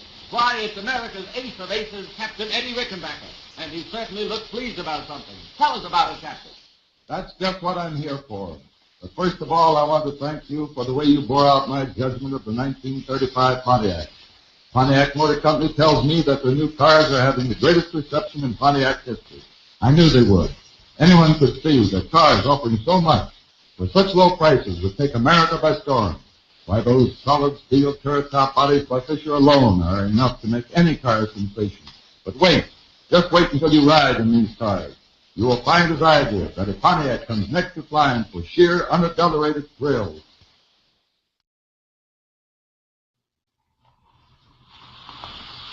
Aha, Coach. So that's what keeps you on your toes. Could be. Bromo Seltzer's mighty refreshing anytime, and every athlete knows it's a faster way to get relief when a headache teams up with a cold. Right, Coach. I'm learning. Bromo Seltzer can teach you something about timing, too, lad. Watch how quickly Bromo Seltzer dissolves as it fizzes in the glass. See? Bromo Seltzer dissolves before your eyes, ready to swing right into action. Yes, and Bromo Seltzer acts fast 3 ways at once. 1, relieves headache. 2, helps settle upset stomach. 3, calms tense nerves, which often accompany headache. No wonder athletes find Bromo Seltzer's alkaline action and 3-way relief a speedy way to defeat headache in a hurry. Get it today. Keep it on hand in home or office. Then, before headache makes a cold doubly hard to bear, try refreshing Bromo Seltzer. You feel better 3 ways fast. Hello, everybody. My name is Earl McCune, and I'm the host of the all-new Some Kind of Radio show that airs live on YouTube Friday nights from 10 p.m. till midnight. You can find us by searching S.K.O.R S Radio Show. I'm here to tell you about a great science fiction news and information site I found. It's called WarpedSpaceSci-Fi.com. You ask what it is. What did I just say? It's a news and information website. They have it all. You can get all your Star Wars news, Star Trek news, everything else in between. They got it all. Check it out today, WarpedSpaceSci-Fi.com. Don't just take my word for it. Take the word of the many hundreds who have checked it out now. They love it just as I do. I get all my news there. Again, WarpedSpaceSci-Fi.com. What is it? WarpedSpaceSci-Fi.com. Hey everyone, this is Troy Fromin. You might know me as Ox from Saved by the Bell. And you're listening to the all-new Some Kind of Radio show with Earl McCune, Mike Malone, and the Lazy Crew. Oh, Lazy Crew? Crazy Crew. The Crazy Crew. That's it.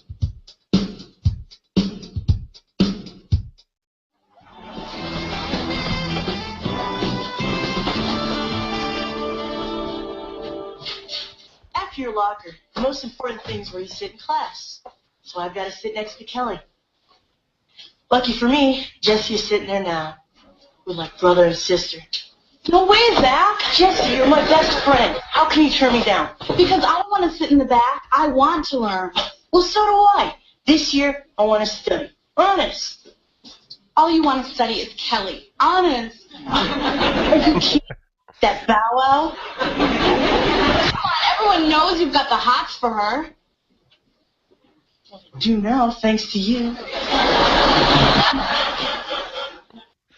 All right. We are back for the final half hour of the all-new Some Kind of Radio show. I'm your host, Earl McCune. I'm accompanied tonight along with Mr. John Sinsel and our friends Harold and Hilljack Bobber going to be with us here in just a moment. Wanted to take a minute. I just got an email on our site, and I'm going to go ahead and just read it to you, and I'm going to quote this from a gentleman named Ryan. That's all I'm going to say. That's his name. He says, and I quote, "Why do you guys fucking play old fucking stupid commercials?" I'm like, okay, great English there, pal. Anyway, I will answer the question because that's the kind of guy I am. We play old commercials because we can't play the real thing. We do not have any sponsors. We do not have – the only legitimate commercial we have is for a site called WarpedSpaceSci-Fi.com, and we do advertise for them, and they cross-advertise for us, and it's a really nice beneficial thing that we do. But that's the only legitimate real commercial we have. And letting us know, or letting everyone know, hey, there's sites out there. It's a great site, and I have checked it out. I mean every word I said. It's a great site. You should check it out. If you're into science fiction, you want to get science fiction news, what's going on, check the thing out. It's pretty cool. But the reason we play the retro stuff is because, in fact, like I said, we play old stuff. We're not playing current stuff because you can't play current stuff because we're not advertising it, and I don't want to get sued for stupid reasons. But, we play the old stuff from, the 30s, 40s, 50s, sometimes the 60s, 70s, even as late as the 80s, but we do play some old retro commercials, and the reason we do it, we give ourselves a break about every half hour to kind of reset our thoughts and train our mind and kind of transitions the show for us into each segment. So that's why we do that, Brian. So I just wanted to take a minute and answer your question, and I hope that was helpful. But you're darn with copyright laws. yeah, darn with it. But that's the thing. So that's why we play the old retro stuff, and I think it's kind of fun to listen to some of those old commercials because it's it's cool. It's what radio used to be. I mean, now it's really advanced. I mean, like I said, we're broadcasting on the internet. So the internet wasn't around back then. So the radio was radio, and it was very proper. And with the internet and satellite radio, you can do whatever, you can say whatever you want, unlike the FM and AM stations, that are out there now.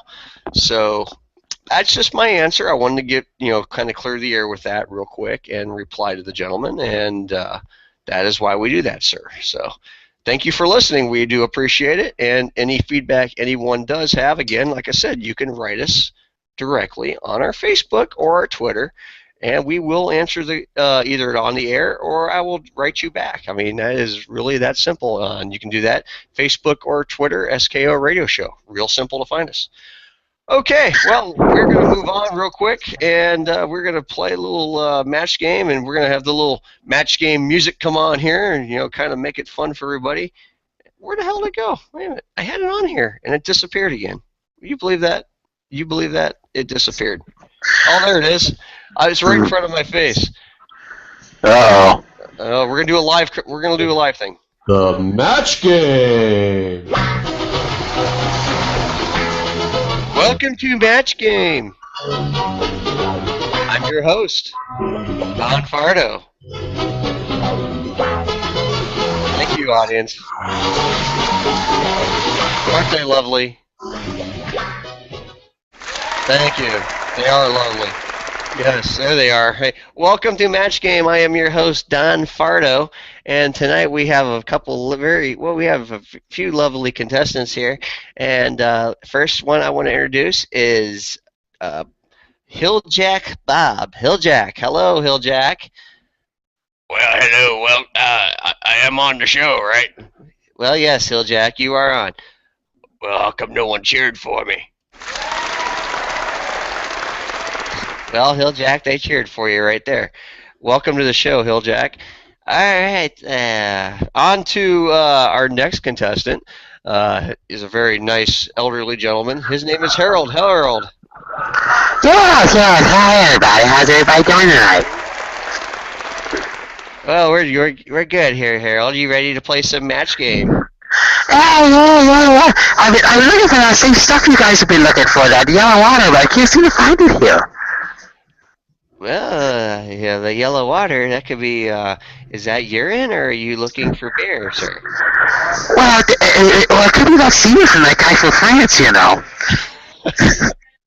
Well, I don't know about that semen from that guy from France. I don't think you want that stuff. Yeah, I don't think I want to either, but it's like these sick, disgusting people out there, I tell you. Well, I have a sister named Frida, and well, she likes to she gets the semen, and she gets those mason jars, and she fills it full of semen, and I guess she uses it as like an exfoliant, and I don't know what that means, but she uses that stuff as an exfoliant, and she gets mason jars full of it. I think it's from a horse. A horse, huh? Horse, yeah, jeez. You gotta be careful, because you gotta be careful about stuff coming back into that horse, All right, let's play a little bit of match game. All right, who wants to go first? Well, I'll defer to the other gentleman on the phone there. Okay, all right, Harold. Well, I appreciate it, Jack. I appreciate it a lot. Thank you. Well, don't be taking me yet. You might not like the results. All right. Well, here we go. All right. Okay. You ready? Are you ready, Harold? Can you hear me? I'm ready. It's almost like being ready 6 to midnight. But go ahead. Okay.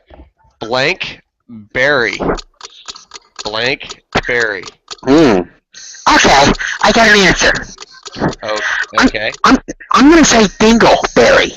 Dingleberry. Okay. Well, what do you? Let's see. What do you think, Hilljack? Well, that sure the hell ain't Halle Berry, but I know the way this show works. I think I'm going to have to go and agree with my friend and say Dingleberry. Well, let's see. Is the answer Dingleberry?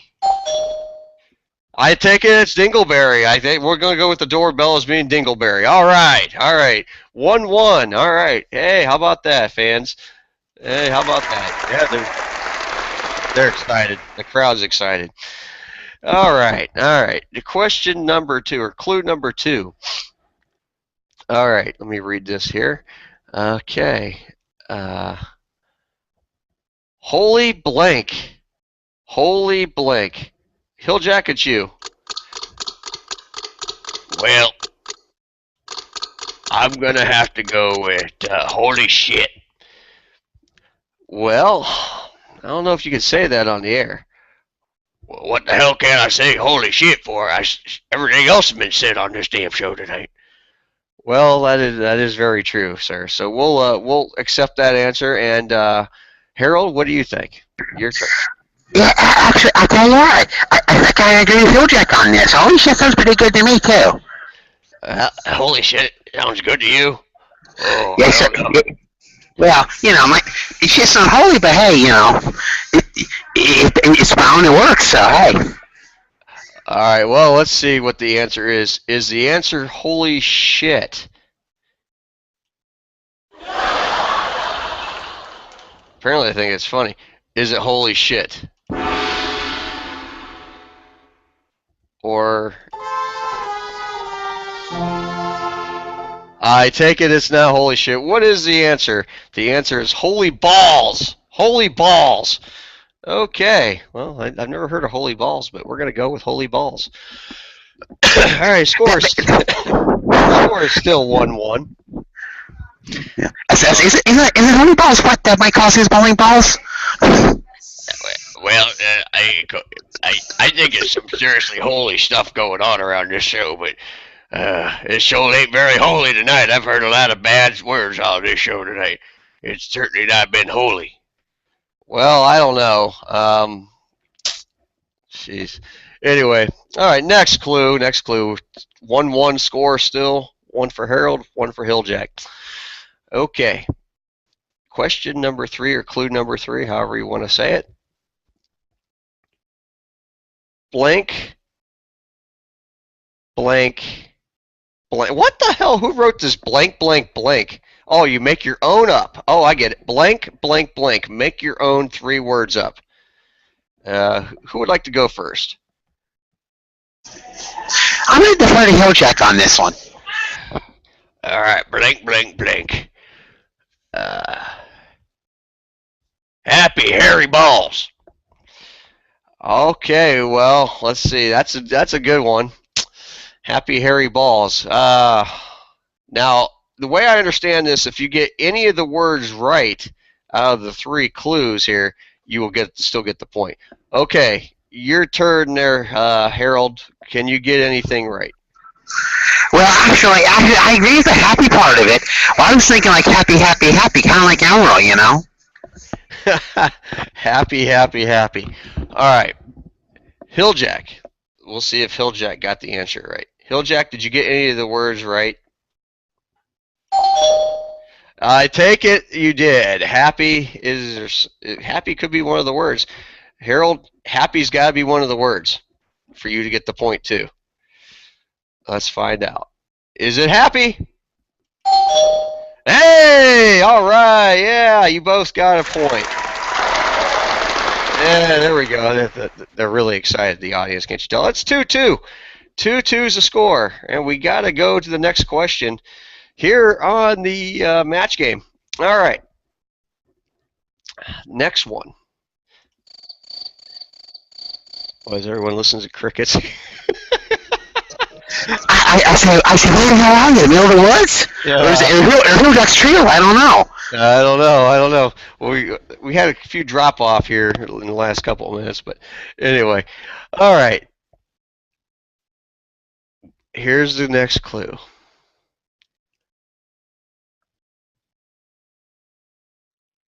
Bat blank crazy.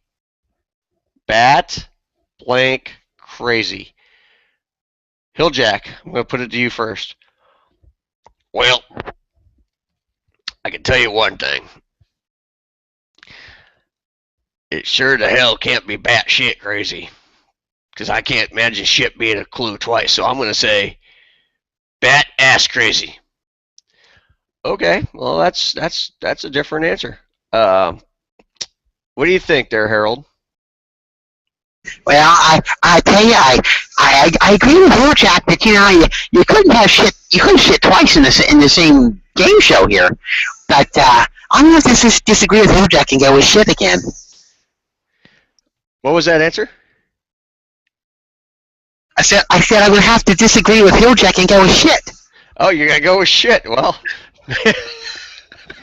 all right. Well, let's find out who got the answer right and who got the answer wrong. Hilljack, did you get the answer wrong or right? We'll find out right here. All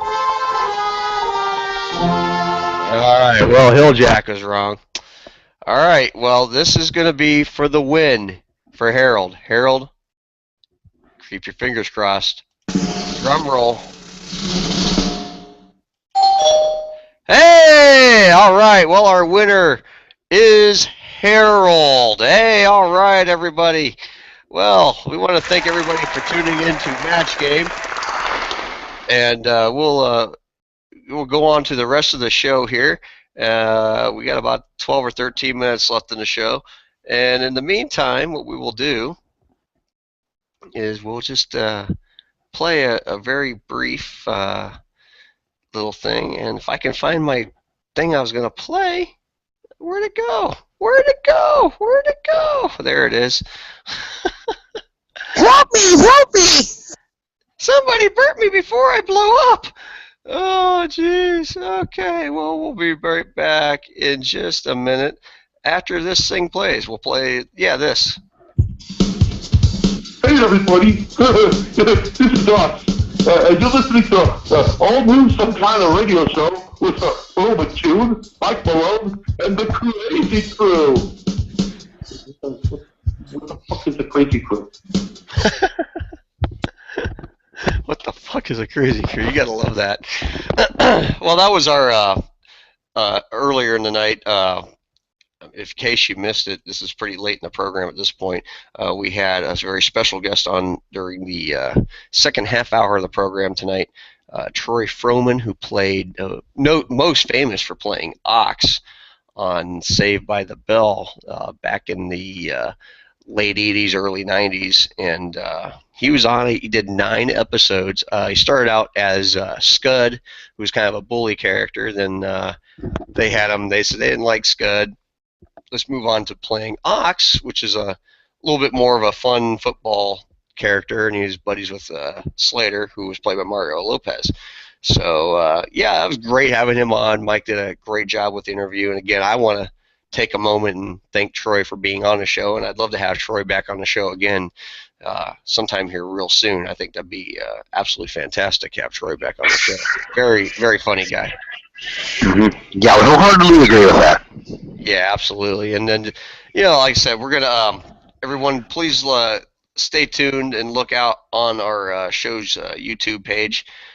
We will have the Troy Fromin interview uploaded on YouTube probably tomorrow at the absolute latest. I'm going to try to get it on there tonight as soon as we get done going live. That way it's on and ready for everybody. And also, Hilljack Bob's top 10s always go on the site as well. That way you can listen to any of our Hilljack Bob top 10s if anytime you want, or any interviews. We're gonna load them up separately. And like I said, we'll have Troy Furman's interview up. Also, it's going to be on his site too, on his YouTube channel. So also keep a watch out for Troy Fromin's YouTube channel. Just type in Troy Fromin, you will find his YouTube channel, and he's got a lot of entertaining videos, and he's got some of his past work on there, and then he's got some new stuff that he's doing now just to kind of get back into the whole acting thing, which you gotta start back somewhere. And like he said, he really wants to get back and be known again, and you know what, that's great. I wish the man all the luck, and like we were we talked briefly on Facebook earlier. I've never actually had the pleasure of actually speaking to Troy, like Mike has, and but we spoke via kind of messenger on Facebook, and let them know, hey, if we're glad to help promote you, you promote us, it's a win-win, and Troy's very entertaining. I've obviously seen him as Ox on Saved by the Bell, many times, and he's a secondary character, but the guy was funny. Whatever he did on the show was absolutely hilarious, and it was, like I said, it was just a great joy having him on the show, and it was a lot of fun listening to that interview. Great time. But yes, absolutely. Actually, hopefully we can get him on here again. Actually, one of the questions I'd like to ask him is, since he happened to be on the set, I'd actually ask him who is the hottest of all the girls on there. Well, I would say all of them. That's a politically correct answer. But yeah, I'll tell you what, yeah, that's a good question. Yeah, we can kind of pass that on to him. Like I said, we would, and if anyone does have any questions, since the interview is played, you can send them to our Facebook page. Again, facebook.com/S.K.O.R Radio Show. Just message us, and we'll be happy to forward those questions on to Troy, and have Troy back on at a later date, or do something where I can pass the answers along, or whatever. We'd love to have him back on again, and that's a great question. So we're going to do that, and we're happy to do that, and pass the word along that hey, if you got any questions for the man, ask away. I'm sure he'd be happy to answer them, especially from you, the listeners, and the fan, his fans.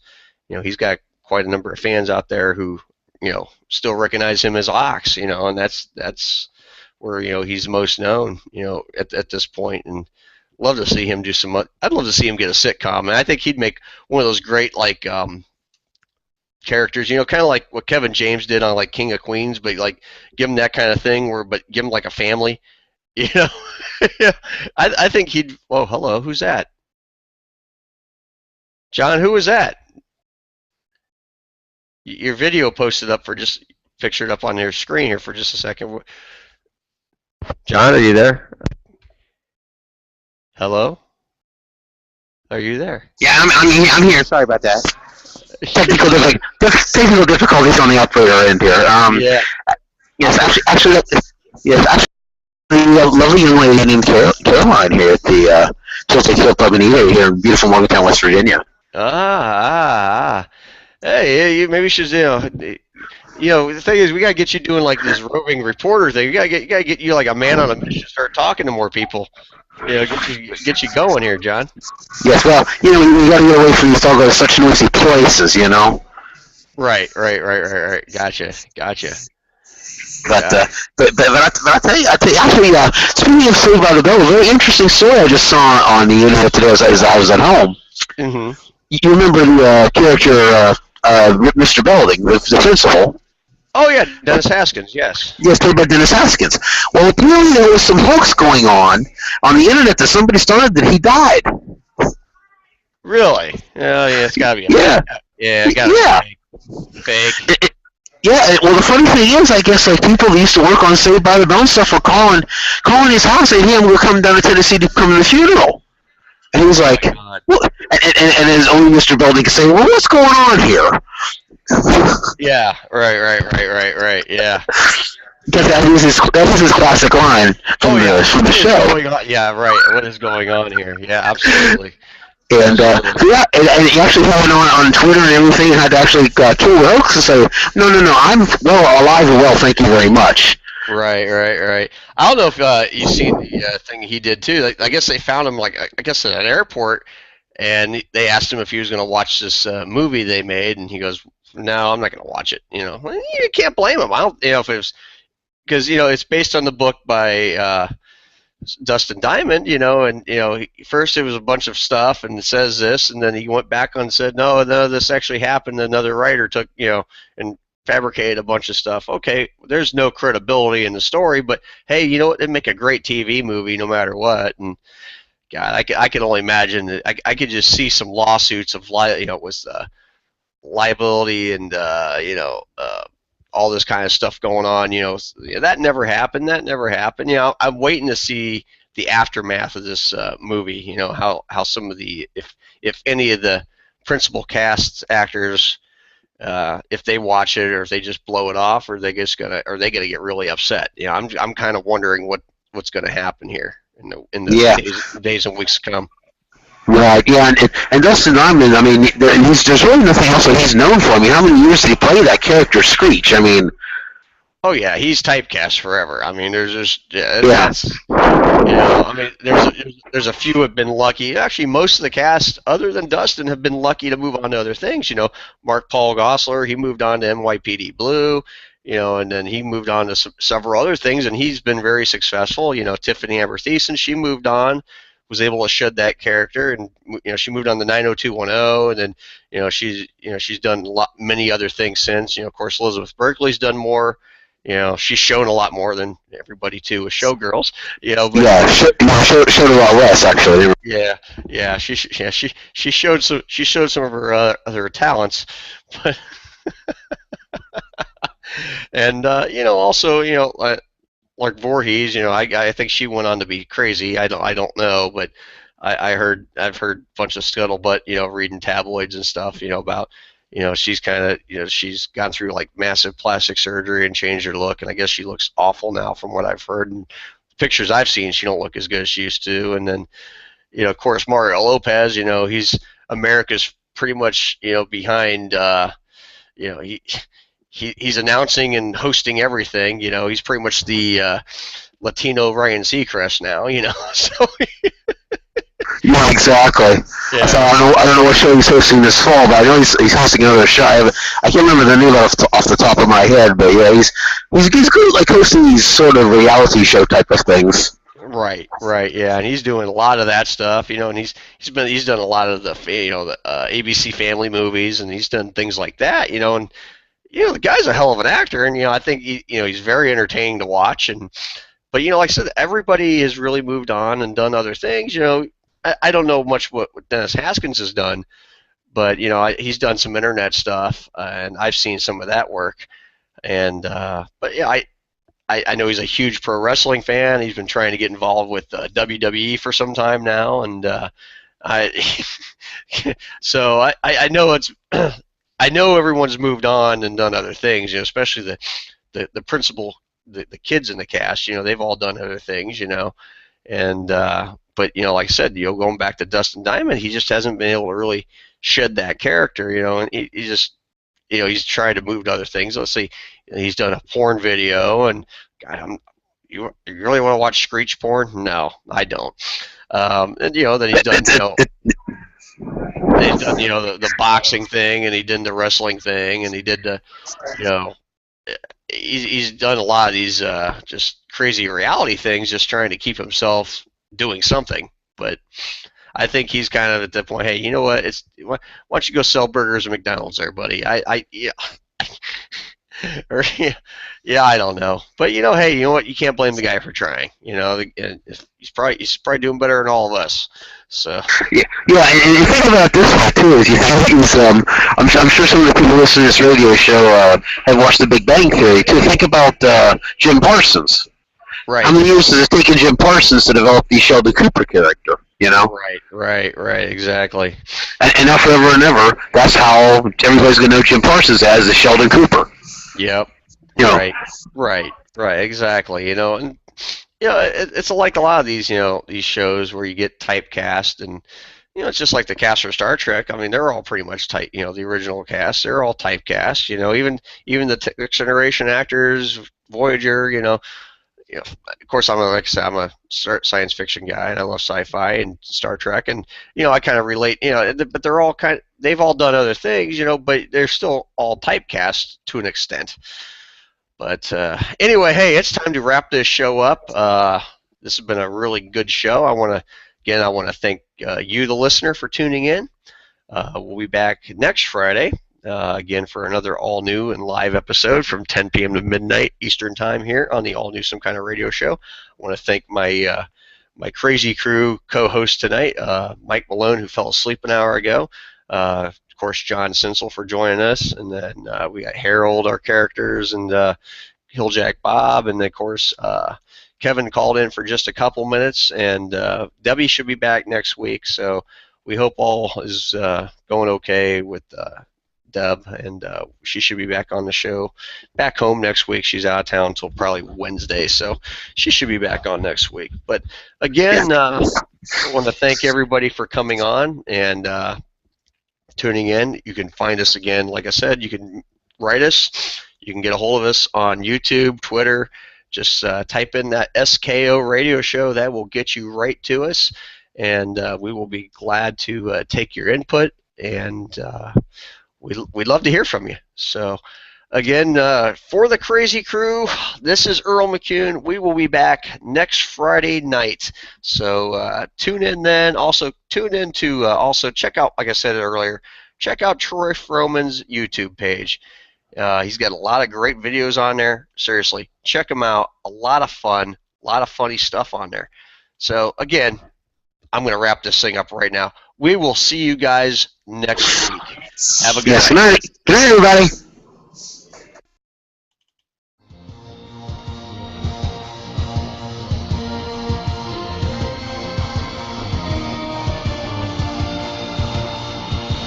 Thank you for listening to the all-new Some Kind of Radio Show with our host, Earl McCune, and the Crazy Crew. Broadcasting here on YouTube via Google Hangouts on air. Tune in same time, same place next week for another fun-filled and exciting episode. You never know just what we might say or do next. Have a wonderful evening, and as always, catch you on the other side.